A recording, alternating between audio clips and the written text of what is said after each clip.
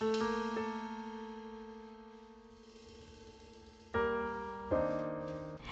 there, lovely listeners. Before we get into this episode, I want to warn you this episode covers murder and police brutality. Additionally, some of the information has been condensed for time saving purposes. So, listen to the full episode, get to the end to check out the sources so you can read about this story and this case and this person for yourself. So, let's go ahead and jump right into it. On December 9th, 1937, Sac Amusement Enterprises released the first in a string of black cast cowboy movies starring Herb Jeffries.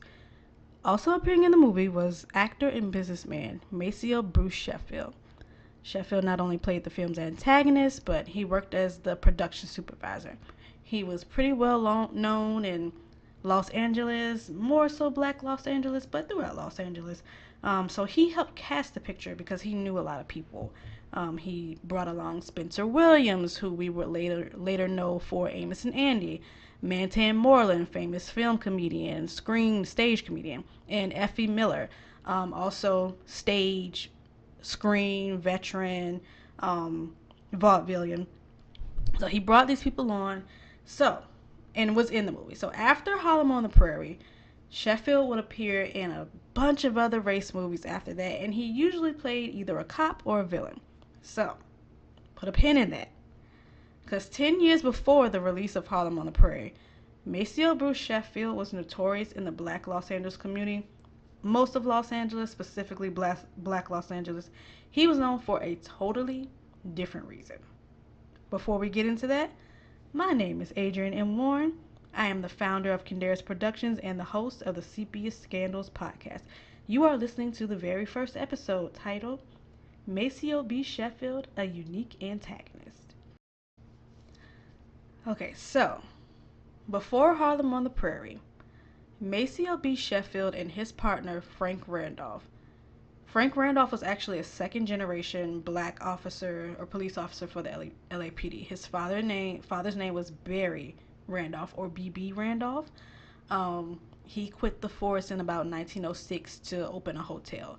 So Frank Randolph followed in his father's footsteps and also became a police officer. However, Sheffield and Randolph gained a reputation alongside throughout Central Avenue, throughout that area of the black Los Angeles community.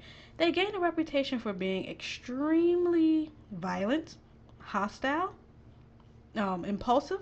Impulsive is a key word. So they gained that reputation between 1925 and 1927. That's just like 2 years or 2.5 years because it wasn't all of 1927. They made over 3,000 arrests, and a lot of those arrests involved some type of beating, some type of brutal force being used. Now, here's the thing. So, like I said, Sheffield and Randolph were known for being impulsive, and they were very powerful in the area. So, they were powerful in the sense of course, they're police officers. They have a certain, there's a different dynamic when it comes to police officer and civilian. But they were also powerful because they were backed and supported by the black elite in Los Angeles. So I guess this is when you could say respectability politics come into play, as black people were kind of emerging throughout the country and especially in Los Angeles post World War One. They didn't want to have, not only didn't want people to see the image of black people using drugs, prostitution, other criminal activities, drinking. So this is all during the Prohibition era. So of course, drinking alcohol was illegal, or the sale and use of alcohol was illegal. So they didn't not only wanted that image projected of black people, but they just didn't want it happening at all. So allegedly, generally speaking. So the black elite of Los Angeles actually supported Frank Randolph and Maceo B. Sheffield. And of course, with that, the people who weren't influential, who weren't a part of the elite and the well-off and the wealthy, of course, they did not like these two people. They did not like Sheffield and Randolph. So by the late 1920s, we've just got this this boiling kettle of resentment and anger and violence, and then on top of that, can't nobody drink anything. All of this is kind of like building and building, and so of course, when something builds, it explodes at a certain point. So that explosion took place in the spring of 1927.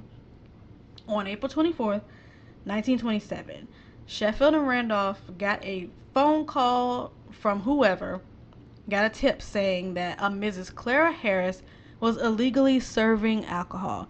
Clara Harris was a resident of East 51st Street. So the way her home was, or the way she lived on, the address was 1358 East 51st Street. That lot had two houses on it. So the first house was hers. The one closest to the front was her home. The one closest to the back, and I'm knowing that particular area, being somewhat familiar based on pictures I've seen, I'm going to assume they might have been like bungalows possibly. So there was a house in the rear. That house belonged to, or her parents and her brother resided in that house that was in the back.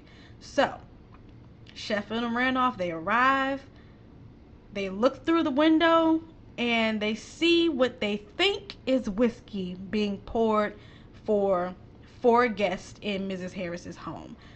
And again, this is where the reputation for being impulsive comes in. So they see what they think is whiskey. Whiskey, how we just come to the conclusion that it's whiskey. I can see saying like, oh, I thought it was, we thought we saw brown liquor. We thought we saw clear liquor. We thought we saw, whatever. They specifically saw whiskey somehow. And they kicked in the door, lined everybody up, and started searching the house for alcohol. So at this point, or at a certain point, Maceo Sheffield went into another part of the house, more so like kind of in the back of the house, to search. And Randolph was like stayed and had all the guests in the front, was just keeping an eye on them, I suppose. So, according to the officers, Randolph, Sheffield, and then two others that are going to come into play a little bit later, Harris's younger brother, Samuel Faulkner, climbed through a window in the bedroom, and just started shooting at the police officers. So apparently he shot Randolph in the arm, and Frank Randolph shot back and killed him with a bullet to the head. So two more officers, who've been sitting in their squad cars, their names were Buford Bewley, wild name, and J.S. Brown. They arrived on the scene just in time to see the shooting. And they also apparently found the automatic weapon beside Sam Faulkner's hand, or found an automatic weapon beside Faulkner's hand. So for weeks, this was the story that Sheffield, Randolph, Bewley, and Brown, this is what they told the police commission, and this is what they told the grand jury. And they were backed by their police chief, James Davis, aka James Two Gun Davis.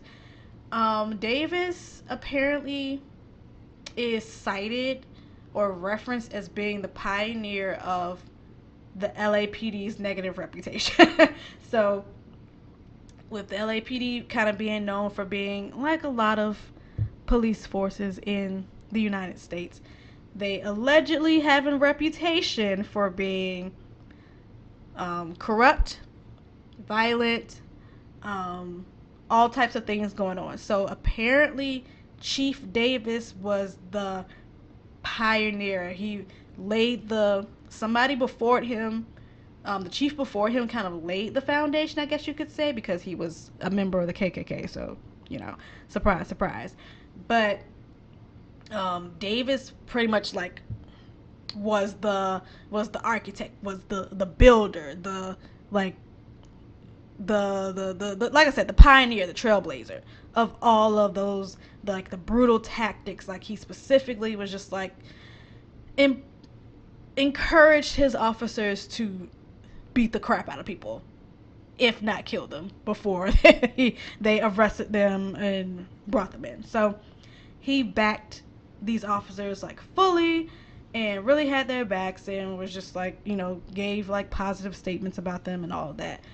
So of course the Faulkner and the Harris family would tell a different story. They claim that Sam Faulkner was shot unjustly, he was unarmed, that Mr. Sam Faulkner did nothing to prompt him being killed. So, back to the story. So, while this was going on, from the Faulkner house, so this is Mr. and Mrs. Faulkner, and Sam Faulkner. From their house, they heard a commotion going on in their sister's house, or in Clara Harris's house. So, Mr. Faulkner and his son went over to the house, and they tried to look inside the window. They couldn't see what was going on. At some point, Mrs. Faulkner joined them. In the reading that I've done, I haven't quite been able to see at what point she left the house to join or see what was going on.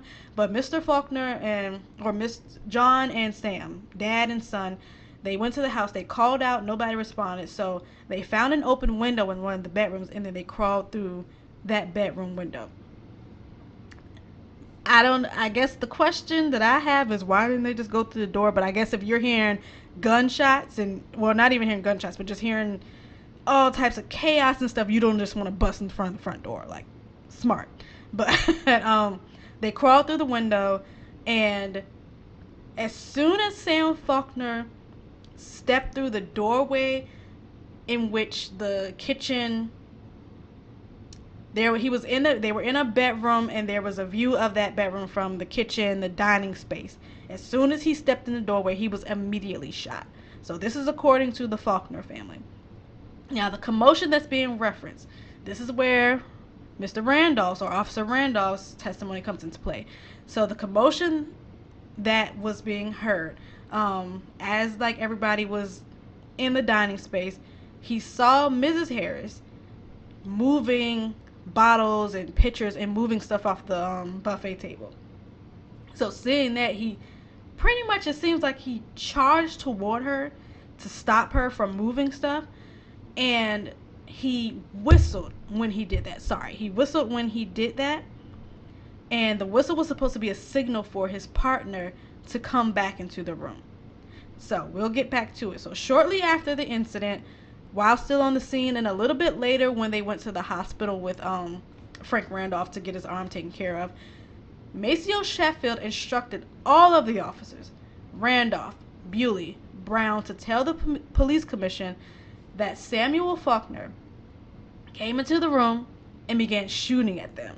And he shot Randolph in the arm. And they were to testify that Frank Randolph shot him back with his .45 and killed him. And they were also supposed to say, Bewley and Brown were supposed to add that they were on the scene at the time of the shooting. So this is what they told them. This is what they told the police commission, probably their chief and everybody in their precinct, whoever you're supposed to tell in the police, in the world of policedom. And they told the story for the grand jury. However, this is when things started to change a little bit later. So at this point, Officer Randolph is going to be facing a murder charge.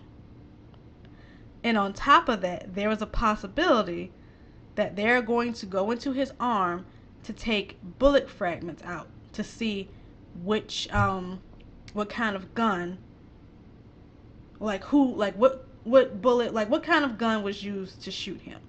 Because of course now there's 3 different guns on the scene. There's an automatic gun that was found beside Faulkner's hand. There's Officer Randolph's .45, and Officer Sheffield had a .38. So now there's a possibility that they're going to go into his arm. I read that they were going to amputate his arm. I know that was like a thing back in like the Civil War and everything. I don't know if they were still doing that in the 1920s. I mean, I guess it's likely, it's possible to just basically, oh, we need a bullet, let's just chop your entire arm off. But apparently something was going to happen where they were going to go into his arm and figure out where that bullet came from. So knowing all of this, Randolph's story starts to change, and it kind of lines up with the Faulkner family told the press, but he still kind of stuck to the story that Sam Faulkner was armed. So There still doesn't seem to be a conclusion or any resolve with that, whether that was actually his gun or if that was a planted gun. We don't know for certain. There doesn't seem to be any information verifying if it was or was not his gun. But anyway, so according to Frank Randolph, so after he gave his whistle, his signal, Sheffield entered the room and he just started firing shots from his 38. So now the picture has been painted that Sam Faulkner saw Frank Randolph charging at his sister and just came in guns blazing. So that was with the commotion, like, oh, this was the commotion that they heard, and like they heard some, basically it sounds like Frank Randolph was trying to fight or possibly brutalizing guests or Clara Harris for trying to allegedly hide evidence. So anyway, so Sheffield just entered the room with his 38. He's shooting. One of the bullets, according to Randolph, one of the bullets hit him in the arm. And then Frank Randolph claimed that he didn't even notice that Sam Faulkner was in the room until he himself fell on the floor. And he noticed Sam Faulkner in like a crouching position on the floor, like he was crawling toward them. So Frank Randolph was about to pull his gun, but then another shot rang out. So that made Sam Faulkner kind of crawl backward into the bedroom.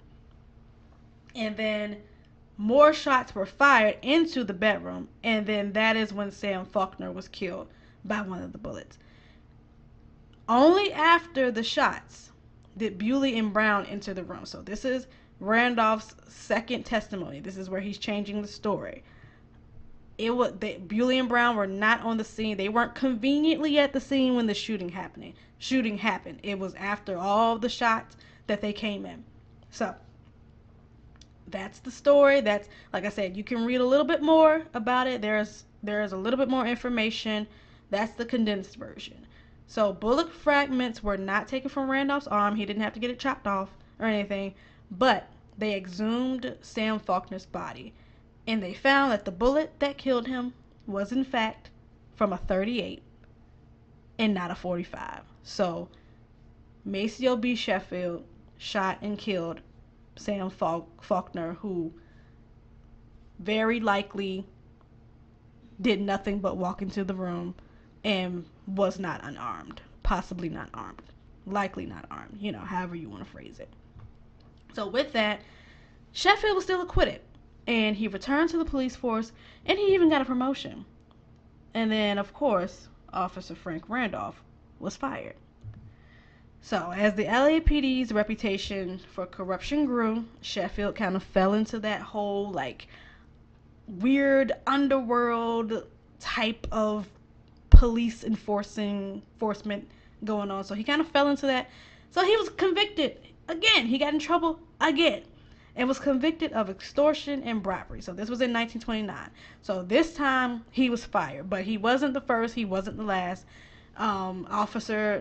Chief of Police James Davis also got in trouble for the same thing.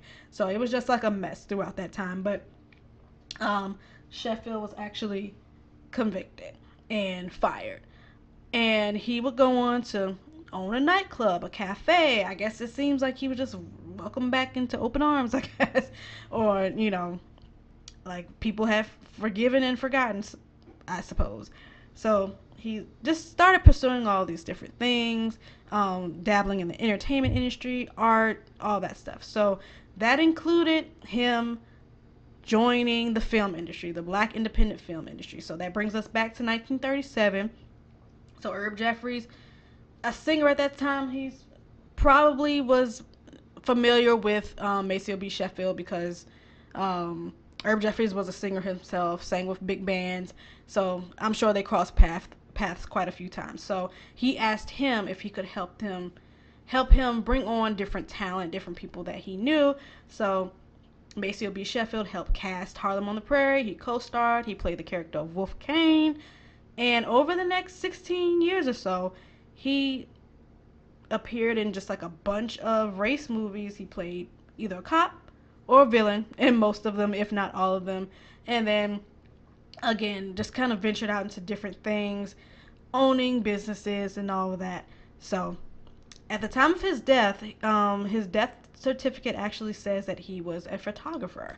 So that's probably another thing that he picked up. So Maceo Bruce Sheffield died on August 20th, 1959, due to complications of lymphocytic leukemia. He was 61 years old. It seems that he was survived by a son and a wife who was possibly a second wife. Um, Interesting story. Did y'all know about this? What do y'all think?